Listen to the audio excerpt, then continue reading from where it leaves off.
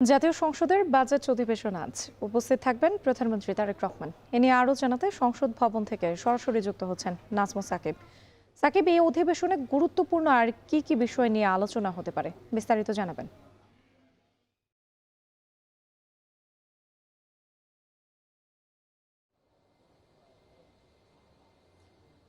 রাত্রি জাতীয় সংসদের যে দ্বিতীয় অধিবেশন, সেই দ্বিতীয় অধিবেশনের প্রথম সভা কিন্তু আজ এবং ঠিক ৩টা নাগাদ কিন্তু সভাটি আসলে শুরু হওয়ার কথা রয়েছে। এবং এবারে আসলে তারেক রহমানের যে সরকার, সেই সরকারের কিন্তু প্রথম বাজেট অধিবেশন বলা যায়, ফলে এই ব্যাপারে একটু আলাদা আসলে গুরুত্ব রয়ে গিয়েছে। এবং এবারের বাজেটের আকার কিন্তু ধরা হয়েছে ৯,৩০,০০০ কোটি টাকা, অর্থাৎ সব মিলিয়ে বলা যায় যে একটা বড় অঙ্কের বাজেট কিন্তু তারেক রহমানের সরকার আসলে দিতে যাচ্ছে।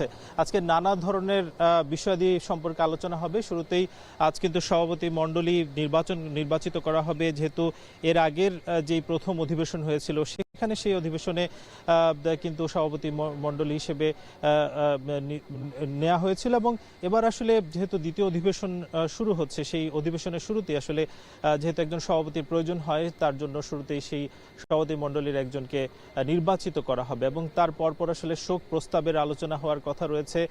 এর বাইরেও আসলে বাজেট অধিবেশনের যেহেতু নানা দিক রয়েছে, সেসব বিষয় সম্পর্কেও আলোচনার কথা রয়েছে। একটু জানাতে চাই যে যেহেতু একটা বড় একটা অঙ্কের বাজেট, প্রায় ৯ লাখ কোটি টাকার, সেই বাজেট যেহেতু এবার আসলে প্রস্তাবনা করা হবে এবং সেটা কিন্তু আগামী ১৭ তারিখ কিন্তু সেই বাজেটটি পাশ হওয়ার কথা রয়েছে। এবং এই ৩০ জুনের মধ্যেই কিন্তু বাজেটের যত আসলে আলোচনা রয়েছে এবং সার্বিকভাবে বাজেটের যেসব বিষয় আসলে প্রস্তাবনা দেয়া হচ্ছে, সেসব বিষয়ে কিন্তু পাশ করার একটি বাধ্যবাধকতা রয়েছে। ফলে চিফ হুইপ কিন্তু জানিয়েছেন যে এই জুন মাসের মধ্যে, অর্থাৎ জুনের ৩০ তারিখের মধ্যেই কিন্তু বাজেটের যত আলোচনা এবং পাশ করার বিষয়গুলো সেটা আসলে তারা শেষ করতে চান, যার ফলে কোনো দিন আসলে দুই বেলাও আসলে অধিবেশন হওয়ার কথা রয়েছে।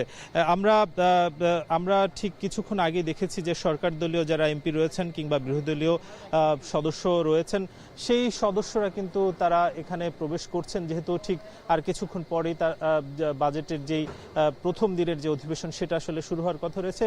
একটু জানিয়ে রাখতে চাই যে আগামী ১১ তারিখ কিন্তু আমির খসরু মাহমুদ চৌধুরী, যিনি অর্থমন্ত্রী, তিনি কিন্তু বাজেট অধিবেশনে তার যেই ৯ লাখ কোটি টাকার যে বাজেট সেটা কিন্তু প্রকাশ করবেন। এবং সেখানে আসলে আলোচনা সমালোচনা কিংবা বিরোধী দলের যে বক্তব্য, তার পরপরই আসলে আগামী ৩০ জুনের মধ্যে এই বাজেটটি পাশ হওয়ার কথা রয়েছে। এই ছিল জাতীয় সংসদ থেকে সবশেষ। রাচে, জাতীয় সংসদের বাজেট অধিবেশন নিয়ে বিস্তারিত জানাচ্ছিলেন নাজমুস সাকিব।